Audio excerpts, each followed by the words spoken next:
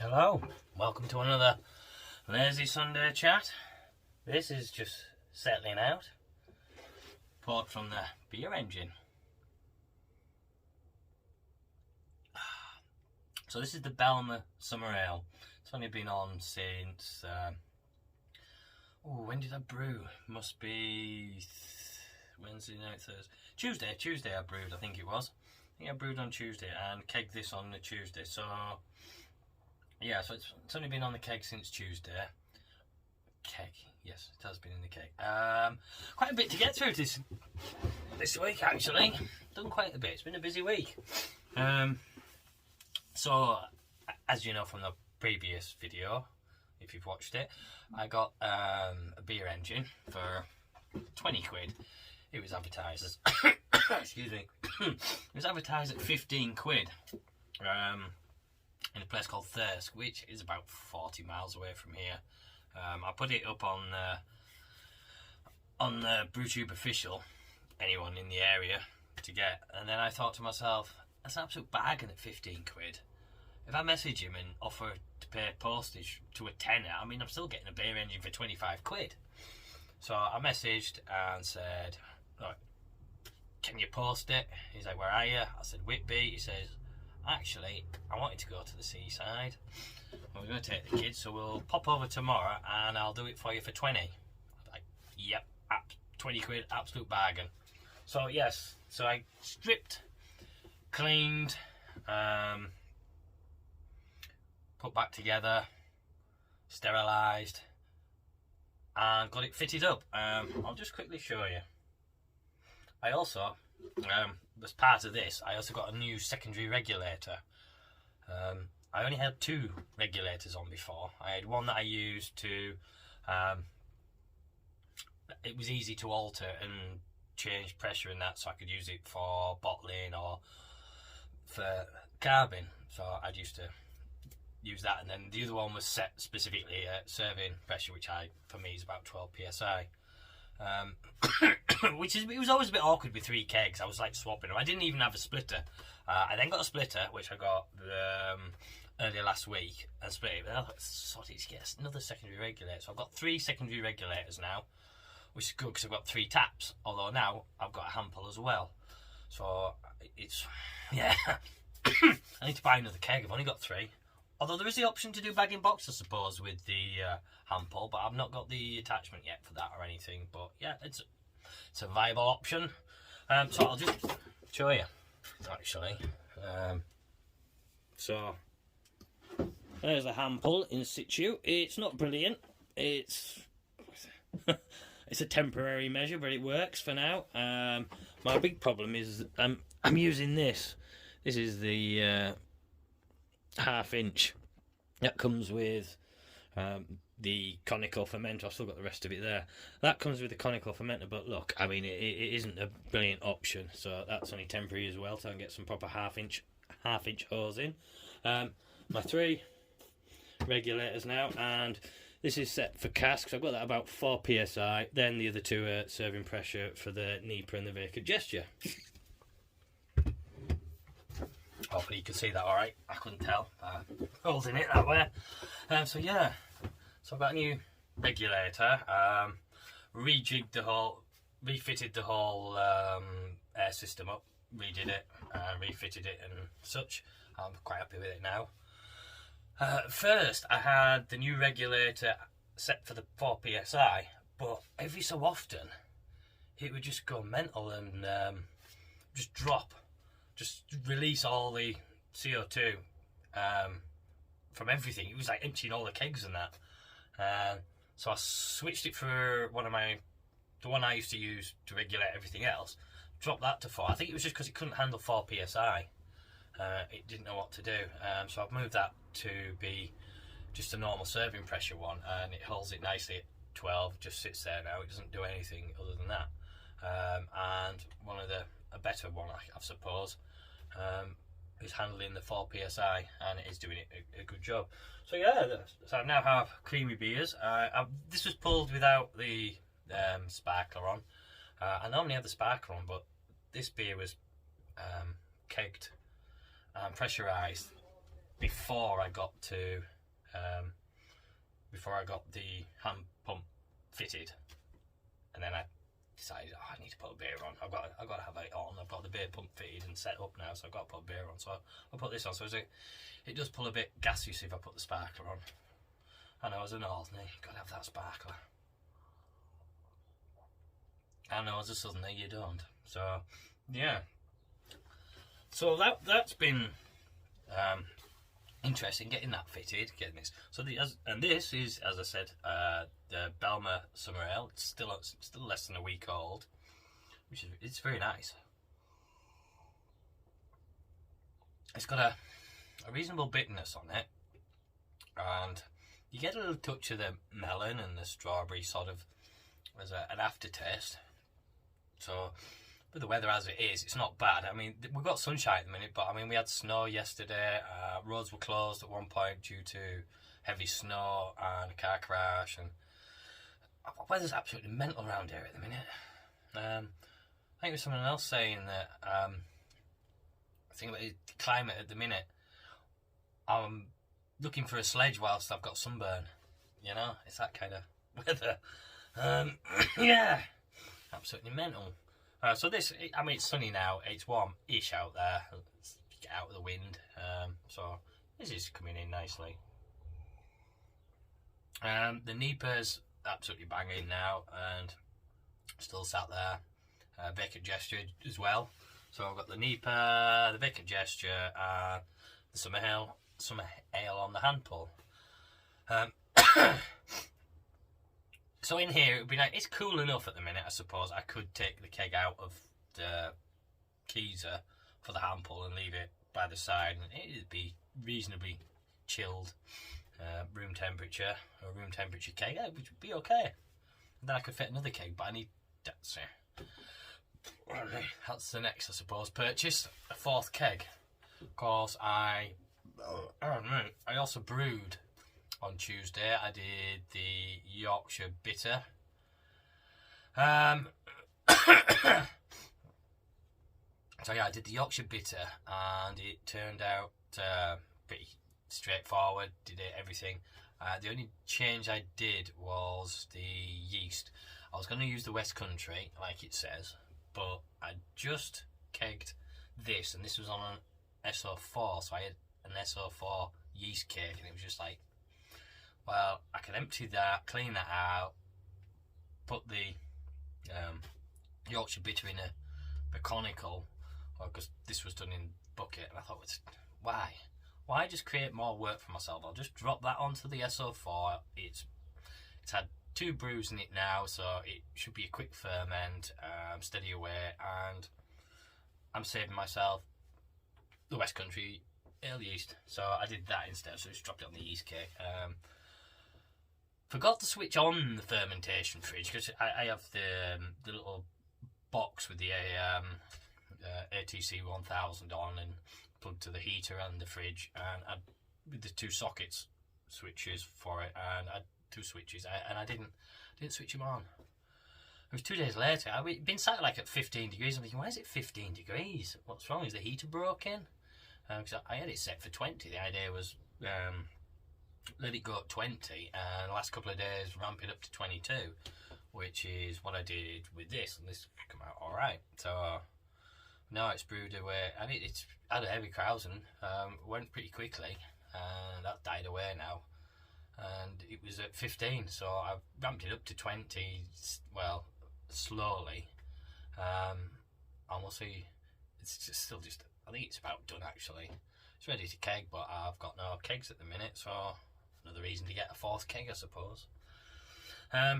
So I probably should think about, I really need to get this NEIPA bottled before I drink it, really. It's going a bit quick, that's for sure. Well, not a bit quick now, it's calmed down now. I've got Vacant Gesture on, and now the Summer Ale. So, yeah. What else was there? Oh, Wednesday evening, I went to visit my mate Mike. Went around to his house, in his yard outside. Yeah, he has like a sort of like a yard area, and he has one shed at one end, and then the house, and then his sheeted, corrugated perspex sheeting over between the two. Wrapped up in about 14 layers because it was a bit chilly. So we sat out there and tried all his beers. Yeah, that was a good evening. I don't really remember getting home as much, but yeah, we had some his Amarillo smash beer. That was absolutely lovely. Absolutely, I think for me that was the standout beer. I mean, there was one he just put on his first. He's just done his Keezer. He's just built his Keezer. He got it finished Wednesday morning. He started on a Tuesday. I was waiting for paint to dry on the band wood. The collar, and he was also waiting for the sealant to set for the collar as well, so he had to wait till Wednesday morning to got it finished in time for the evening. Bear with me, I'll have to pause it. Sorry about that. Just had to do a quick video call with my niece. I'd forgotten that she was trying to get logged on to Minecraft with my eldest. She was going to show him around her world and that.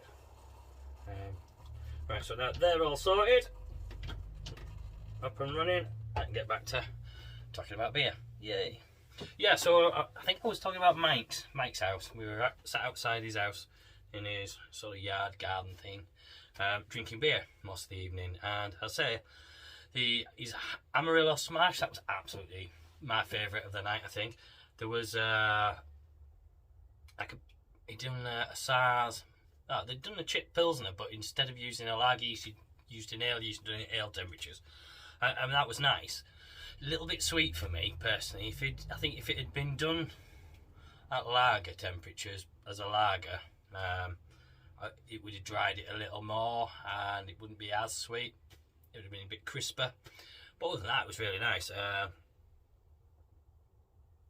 What was a I think there was a couple of biggies in there as well that snuck in. But all in all, a bloody lovely evening was had.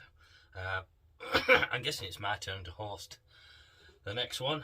He's only been brewing 9 months and he's banging beers out. He's done 2 brews this week. Yeah. He had a couple of fermenters spare, so he's like, just bangs them out. Left, right and centre. Anything else I've done this week? No, as I said, I did the brew, got the hand pull fitted, redid my gas board, and rejigged all that. I redid the pipe work and stuff, so hopefully a lot less leakage. But I keep my gas turned off pretty much all the time now. Just turn it on when I come, get some thing into the kegs to make sure they aren't depressurising, and then away we go. So, coming up beers, I'm not sure really. I want to do something like the Vienna Lager, but then I'm worried that the Vacant Gesture and the NEIPA will go, and I'll be on pretty much bitter in a 2 bitters in a lager, because once and that's an alright. It's not a problem, but I do like to have a bit of variety. I would like to get a Pilsner. I keep saying every year I'm going to do a Pilsner, and I just haven't managed it yet. Just haven't got around enough sort of beers on for me to have the time with the fermenters, using the fermentation fridge. But I need 2 fermenters now, so I should be able to do something really. It shouldn't really be an excuse now. I say that, I'll find one. I usually do. Yeah, there was one thing I want to talk about. I did a post about this beer yesterday. Luminous Lights New England IPA, 5.2%. And I'd put, can't really call it an NEIPA at 5.2%. And that caused a bit of a discussion. And I mean, I just want to lay my points out here on this. For me, okay, it's homebrew, call it what you fucking like. You could call it, I don't know, an orange stout. Using pretty much stout ingredients. It's orange. Call it an orange stout for me. I couldn't care less. But I'm buying it commercially. I think that's a different matter. I think certainly, like, obviously the BJCP rules. They have a listing for New England IPA and what they say they should be around for judging. Fair enough. You're judging specific beers for a competition, the best of this category. You've got to have some ground rules for it. And I think similar should be said for commercial beer. I mean, I'm buying a New England IPA. Somebody thinks 5.2%, that's what they are. I mean, it reminds me of things like beers Green King and that do. Like Deutscher's IPA on cask, 3.8%. How the fuck can they get away with calling that an IPA? I'm not sure. It's yeah. So for me, if you're going to do it commercially, then yeah, I think you have to have a bit of a category ruling, I think. Well, yeah, you can experiment and step out the bounds, that's fine. But when you come into selling the stuff, you've got to give it... People need to know what they're getting, really, I think, if you're buying it, aren't you? Oh, yeah, it does say 5.2%. It also says New England IPA. It's not an Imperial Pale Ale, is it? Or we just forget, or we just call it IPA just as a term now, just like craft. Yeah, anyway, I think that's my take on it. As I say, homebrew, call it what you fucking like. Brew what you fucking like, at whatever ABV, colour, etc. that you like. It's your beer, for you. But when you're brewing it to sell, I think that's where you need to start sort of categorising a little bit more, like you do for competitions. That's my 2 pence worth anyway. Walking. I haven't done a call this week really. I haven't done anything. I've had pretty much a week off. I did a bit on Saturday. I think it was Saturday, no, Friday. Friday with my sister was down because my mother's a single person, so they're in a bubble with her, and they came down for a few days. I met up with them out for a walk. We went to the park, play park. We had my niece and nephew, and I took Thomas, my youngest, and wow, we must have done about 7 or 8 kilometres that day. So that's about it, but nothing major, nothing big walks.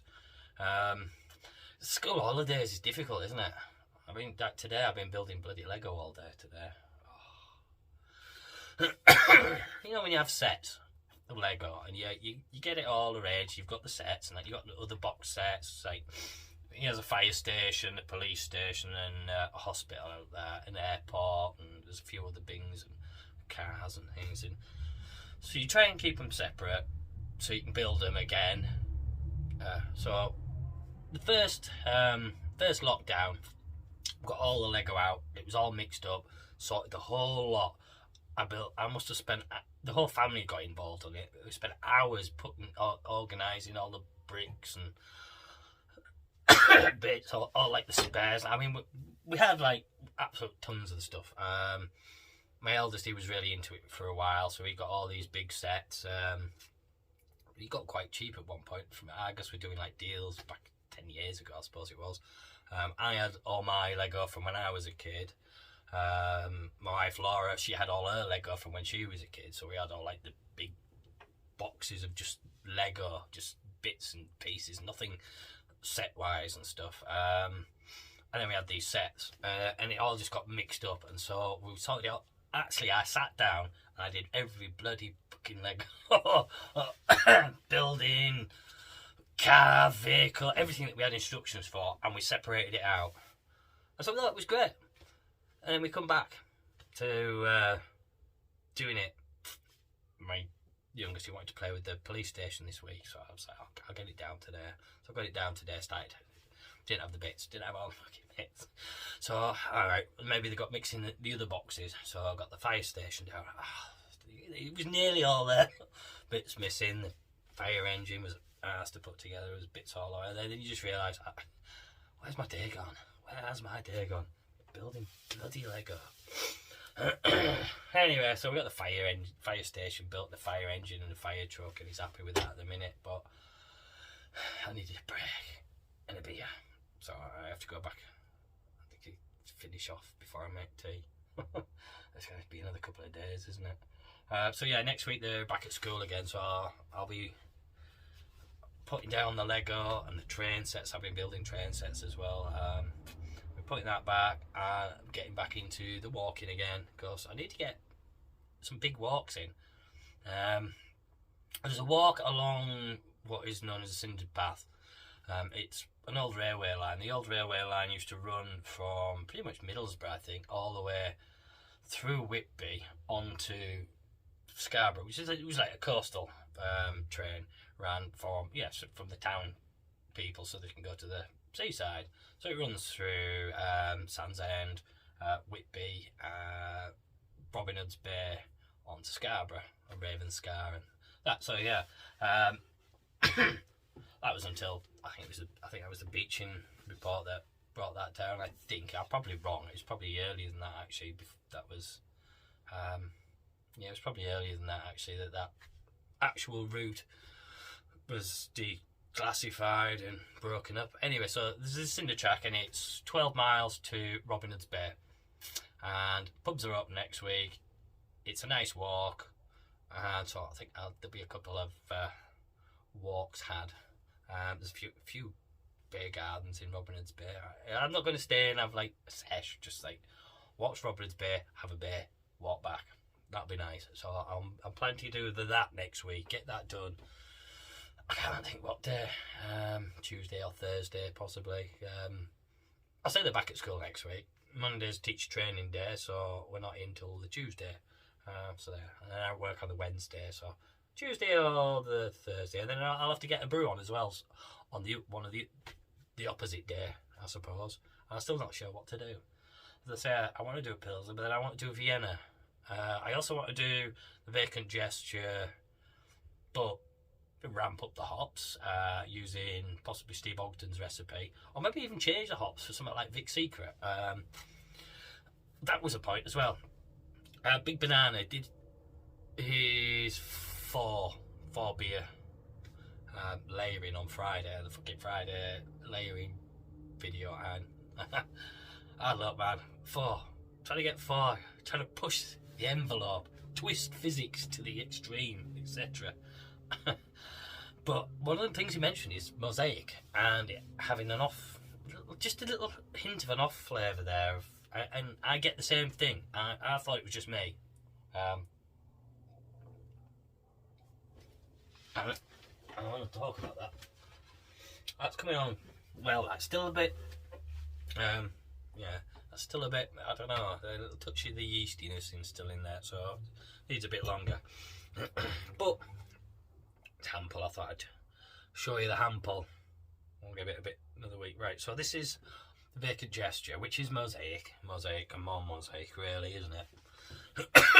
Touch of Centennial, I think it was at the start.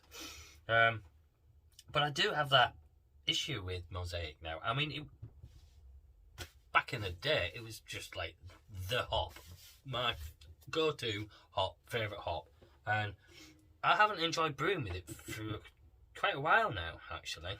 And it wasn't until Friday's video, which I watched yesterday morning, that I kind of got that same yes, sort of that light bulb moment, really, about it. And so this is the Vacant Gesture, and it's come good.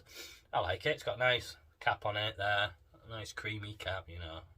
I mean, it's like, yeah, like ice cream, which is good. Good carbonation, really. It hasn't cleared much. It's still quite hazy, which I don't mind at all. Smells of mosaic. Lovely. Sort of touch of mango there. Yeah, fruity. But there was just like there's a little twang almost with it. Now, I wasn't sure whether it was just my brewing and that, but I always only got it with this mosaic. And I have to agree with Stephen that there is something about mosaic. I don't know, is it different to what it used to be? Has the hop variety itself changed slightly in any way? Because it doesn't seem... Or have we changed? Is it our taste buds have developed more and we can just notice it that we didn't notice it before. I mean, I didn't put much in the NEIPA. Well, I say that it wasn't the dominant hop in the NEIPA, but it is all pretty much all the flavour in this beer, so you do kind of get the little twang.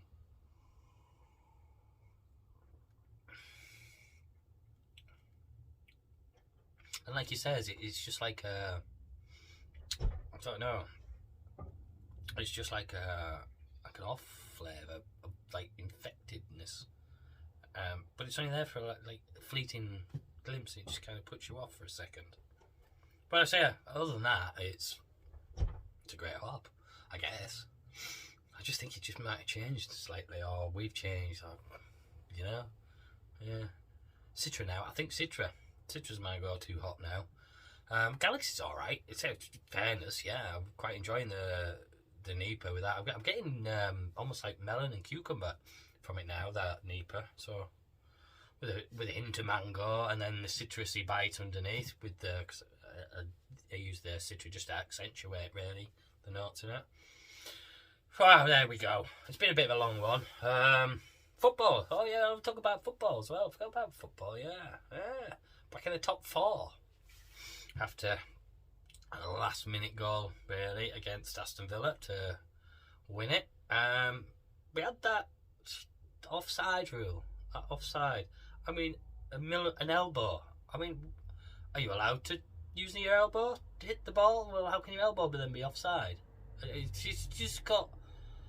It has got absolute. I mean, I've always said I liked the idea of the VAR, that offside, you're either onside or you're offside. But now we are back to that point where what hurts is the TV playing at, because the point where the molecule between his foot and the ball and it leaving his foot and being onside and offside, it's, yeah, if they're going to go to the millimetres to how far offside they are, you have to actually check the foot for the same millimetres for the ball being played or not played.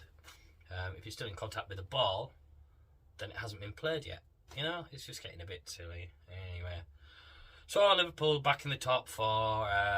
I've just been reading actually about the Swiss rule, the change to the new Champions League that's coming in I think it's 2024, because they've got the new TV rights deals are coming through, and it's going to be they're going to add 4 more teams into the Champions League, and it's going to be like a league system now. It'll be interesting. You play 10 games, 5 home, 5 away, and that will sort out the table. It'll be based on previous players and levels and such, where how far you've come in the Champions League previously and how many times you're in Europe, etc. So it's going to be based on pedigree, I suppose, and form, etc. I don't know how much of your club form, as in your home club play, as in your leagues, etc. and cups, how that'll add to it to set who you end up being placed against for your 5 games. So that's going to be a bit strange. There's 4 extra teams. He's going to add more games. God knows where they're going to fit those in. And it's going to be harder to be kicked out of it, really. I think the way it is. So you have the league, then they take the first 8, top 8 go automatically qualify. Then the second, is there another 6? I think there's 16 then. Yeah, so there's another 16 then, and those 16 have a playoff, and the winners of those 8 then go through to the next stage, which is the knockout bit. So they're going to have 4 extra teams added in, and one will be, I think one of them is going to end up being Italy. Italy will get another team to be allowed in under their rules. There'll be what was the other one? System. It would end up being the Dutch, pretty much be the Dutch system, for teams that have done so well in Europe but not doing so well in the year. So, you know, like that year Liverpool won it but then didn't qualify for the next year, so they couldn't come, and so they changed it a bit. Ajax, they've had the problem as well. So it's looking more like to help those teams. And then also the next two, I can't remember what it was. Anyway, so there'll be two more, but it's not going to be based on sort of like, say, Greece or Switzerland having automatic entry for winning their league, basically. So it's a bit pear-shaped with that, anyway. So that's pretty much what I've been watching on football as well, yeah. So it should be interesting. I'm not sure where they're going to fit the football matches in. Because Champions League, you're playing Champions League, FA Cup, League Cup, and League games. And you've got your international breaks to fit your internationals in, which has now got an international league. There's quite a lot of football being played at the minute there. So adding some extra games in there for each team. I mean, those teams that are going, you're not going to get kicked out straight away now. It's going to take a bit longer. So you're going to get 5. You're going to get at least 6 games minimum, I think. Yeah. Oh, sorry. You get 11 games. That's the bit. The playoff bit. So you got your 10 games. Your 5 home, 5 away, and then the league split. Top 8 go up, and then you have the playoffs with the last 16. I'm not sure whether the playoffs count as a home and an away playoff, or I can imagine it would be a home and away, because then you got so you're talking 12 games minimum. That's before you've even that's getting kicked out. So you've got 12 games minimum to play in the Champions League finals. Compared to now, you have four in a group. So you play 8 games, and then you could be out. So you're getting, let's say 10, 12 possible. So you get 4 more games before you even kicked out of it. So yeah, I think it's been an absolutely long one. I haven't done a long one for a while, so we'll call it at that. I think we're about 40 minutes, 30 minutes. So if you got this far, thanks for watching, and I'll catch you in the next one. Cheers.